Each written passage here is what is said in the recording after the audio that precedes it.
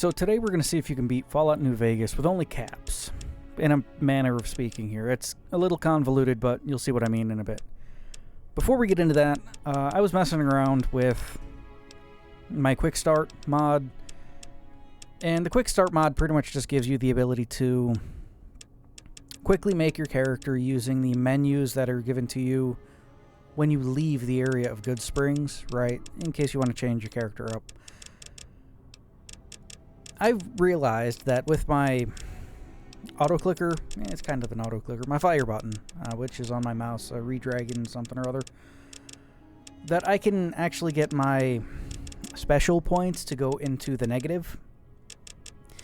So I played around with this for like a lot longer than I should have, really, especially with all the other stuff I've had going on lately. Like an hour and a half, 2 hours, playing around to see if I could get it to more than just -2. I could reliably get it to -2. I was eventually able to get it to -4, which allowed for 4 sets of 10 for my special stats, which was pretty cool. You do have to watch out with ghosting points and stuff when you do that, though, because sometimes when you click on one stat, it'll spend a point, but the stat won't go up by 1, so you got to play around with it a bunch, but I did eventually get it to work, which was amazing. Reliably, though, you can get -2, which is just an extra 2 stat points to use. I have a 10 millisecond delay on my auto clicker, on my fire button, so keep that in mind. Beyond that, I went to the shack and I picked up the Courier's Combat Armor. Easy enough, especially since it's so close to the Divide. You can just run in and get Riot Gear, which is pretty much the exact same armor, so it's not like I'm being too overpowered or anything like that, since you can run directly into the Divide and grab everything you want. Run past the Sentry bots in here and just get the armor. You know, there's like 3 or 4 sets just sitting around for free. One of each variation. And you can just blitz through most of this DLC and just pick them up, so not like we're giving ourselves anything we couldn't get already. We get the trash can out of the tube. That way we can start the setup for this run, really. We needed to come here to be able to get enough caps so that we could, 1, get something that shoots 12 gauge. 2, get a bunch of 12 gauge ammo. And then 3, just get a bunch of caps because we're going to need it. Okay? And since I didn't really have as much time as I usually do, I'm literally filming this all, gameplay, audio, all of it, the morning this goes out. So that's, yeah, it's fun. So pretty much what we do is we run through the entirety of the bunker, get out of the bunker, collect everything we can off of like the dead marked men and whatnot. The sleeping roll up top gives you like an extra 2,000 caps that you can pocket. And then we just sell everything we can off. We haven't killed anything yet, so it's all good. That way we can get as many caps as we can, because instead of going to the strip, we're just going to head to the Atomic Wrangler, because why wouldn't we? Along the way of marking Hidden Valley, I run into an Alpha Deathclaw that's just kind of not there. I wonder about it and wander about for a little while, trying to figure out what went wrong there. Reminded me of the one time I was passing through Hidden Valley just to mark it, and there was just a patrol of Brotherhood Paladins outside, which was weird. Never had that happen again. So, first thing that we got that shoots 12 gauge is Assault Off, and the texture's fucked on it, but we're going to use it for a little bit. Kind of. I am missing some footage. You'll have to forgive for that one. But the way this works is we take our caps to a cashier here at the Atomic Wrangler, change our caps over into chips at the Atomic Wrangler, and then change those chips over into Legion money at the Atomic Wrangler. Issue is there's different denominations of Legion money. There's like denaries and then Aurelians or something. It's pretty much the I think it's like 20 cap version and then like 100 cap version. If you have 100 caps in chips, so 100 chips, then you get the 100 version. And if you have lower, then it busts it up into the normal. I think they're 10, actually, not 25. whatever. Bust them down into the smaller ones. I eventually figure out how to get this done, which is literally just talk to the guy, get like 10, I think it's 50 chips, and then cash out, and it gives you like 5 of the denarii, which you need for the coin shot, Very well. which is what we're going to be using. Pretty much directly turning our caps into money that is then used to load our ammunition. We do still need to buy 12 gauge shells to break down, which is easy enough. But it has no... Well, it does have a skill ranking, but there's no trait that locks it away. I get sick of that. Exchange process, so I just grab a mod that just pays out in denarii instead of the Aurelians as well. So I test it to make sure it works. It works. Ta-da, 25 denarii or whatever. So I go through and I exchange all my caps, all 14,600 and some of them. And I take that all in Legion money. That way I can use it. Right? So we are still going to need 12 gauge shells. That way we can get the shell, well, the hulls, I think it's called. Just the empty shells. The primers and the powder. And the way we're going to fund this entire operation is the Good Springs exploit. I've done this a few times in the past, taking a character that I play all the way up to main level, fucking max level. That's what it's called. Simply because, one, I find it fun for like an actual full build, because so many runs are just below level 10. And I like to play around with characters that are, you know, fully fleshed out and fully built. So that's what we're rolling with for the for this run here. The way you do the exploit, if you want to know, you talk to Trudy, get Ringo's location, kill Ringo, talk to Joe Cobb. Joe Cobb gives you the quest for extorting Doc Mitchell and Chet. You just kill him after he gives you that quest. You kill the rest of the powder gangers as well, because they're just going to be annoying. And then you can go through and you can pass the check with Chet and even Doc Mitchell over and over again for, I think it's like 25 XP a pop. So that's not terrible. You just let, I have auto clicker, so I just let it sit there and click nonstop, and you know, a few hours later when I'm done doing stuff, come back and character's max level. Easy enough. Easy enough. You also get a bunch of 9mm ammunition and leather armor. But if you've already maxed out your character level by this point, just take the one trait that allows you to fast travel when encumbered, head back to the Divide, sell everything off. Bing, bang, boom. Pretty much unlimited money. Max out your barter skill first. That way you can get like a cap per, you know, piece of ammunition. Blanked on it there for a second.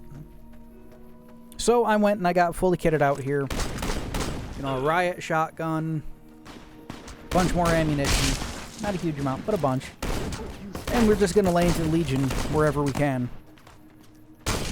Just because we can. We're going to be siding with the NCR in this one because I don't usually side with the NCR. I usually just do the Yes Man ending with London. It makes more sense to me to do that. Especially in a wasteland where everyone is out for themselves. And, yeah. I just like the Yes Man ending. Sometimes I do the house ending. I've done the Legion ending like twice, and I think I've only done the NCR ending like once before. So, might as well add on to it here. Might also start doing some more Fallout 3 runs, although I just did one for a members only stream not too long ago, so that's fine. Anyway, just lay into the Legion all up and down the coast. Up the brightness here because this is super dark. I need to find out what mod is making the game so dark because god damn, it is. Sometimes I'm just unable to see what's going on, and it's kind of annoying, but you know, I'll figure it out. It's got to be one of the lighting mods or a texture mod or something. I get jumped by Legion assassins, as they do because they hate me. And this is where the full level 50 experience kicks in, right? The Legion assassins normally are just they're not pushovers, but they're heavily kitted out. So they take a lot of shots, and stay back. I think it's in stay back. The knockdown you get with the 12 gauge, the perk for it. Plus, shotgun surgeon bypass damage threshold for the coin shot. Allows us to really, really lay into them and just knock them around and ragdoll them, which is good. I decide I want to help the NCR enough to a point to where I can we've got our dummy grenade. Go to the quartermaster and just buy ammunition. I tried to do the 3-card bounty, or whatever it's called, where you have to go kill the fiends, the bounties.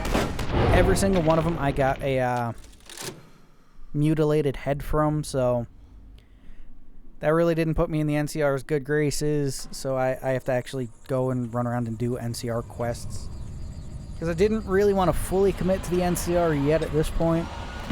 I was thinking like maybe an independent operator that was helping the NCR. That'd be pretty cool. That went out the window when I was still accepted and there was like nothing else for me to do. So I decided, okay, I might as well advance the main plot here with the ambassador doing his thing that way. The way we do that is by getting the platinum chip. And the quickest and easiest way to get the platinum chip is to just walk into the tops and kill everything that fucking moves. This was funny. Bethesda. Bethesda never changes, you know. Anyway, we kill Benny. We kill all the chairmen too. Easy enough, especially when you get so much knockdown. They got the last guy there, and there you go. I don't even think I have Bloody Mess as a perk. This shotgun just kind of does that. So we start taking jobs from the NCR now. First one, get the boomers on their side. That way they can use their either artillery or bomber. The NCR doesn't know they have a bomber at this point. Now, every time I talk about the bomber and whatnot, it always reminds me that the NCR has pretty much everything they need at Camp McCarran to run the Legion back into Arizona, and they just don't, right? I'll make an entire video, 10, 15 minutes long, like maybe next Monday about it. But, Cliff Notes version of it here. The planes in Camp McCarran seem to be somewhat operational. Fairly sure they have operational planes and stuff, or just vertibirds would probably work too. You take a hand grenade, energy or otherwise, and you do what they used to do back in, I think it's World War II, and sometimes it's Vietnam. You take a grenade, you stick it in a jar.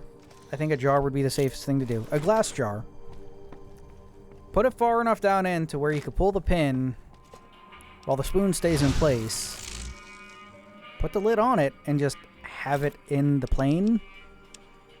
And then, follow me on this one, when you're flying over someone, you just kind of toss that shit out. The glass breaks, it explodes. Kind of fun. Turns it into a rudimentary bomber.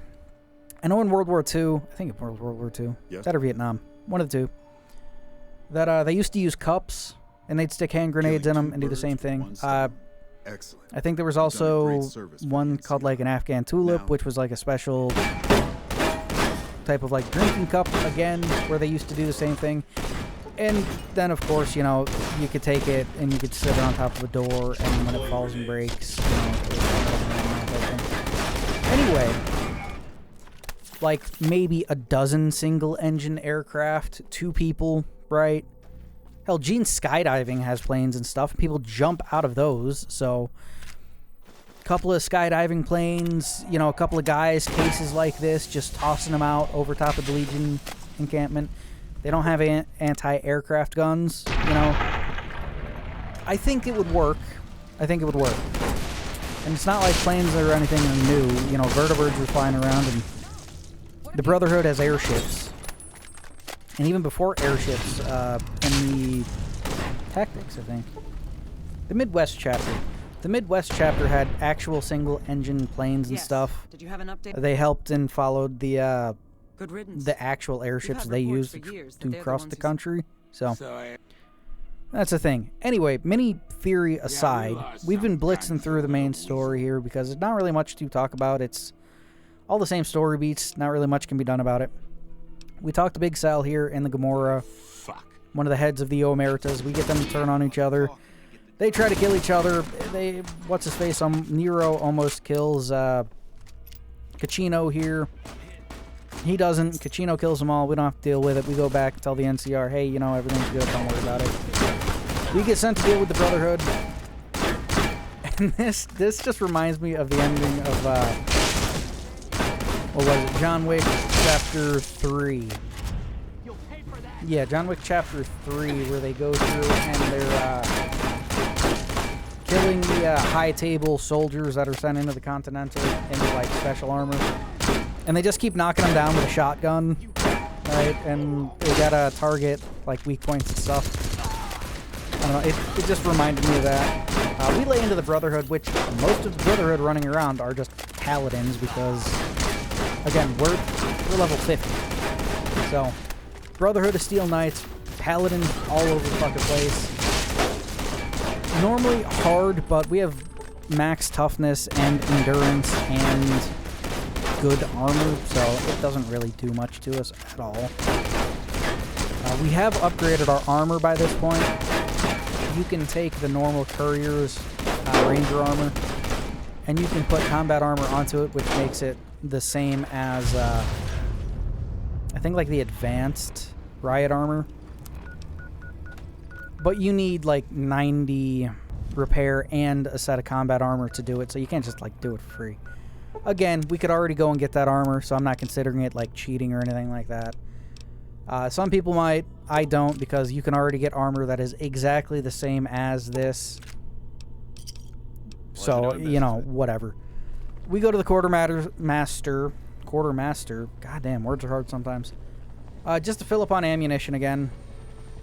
We can bust it down, make new.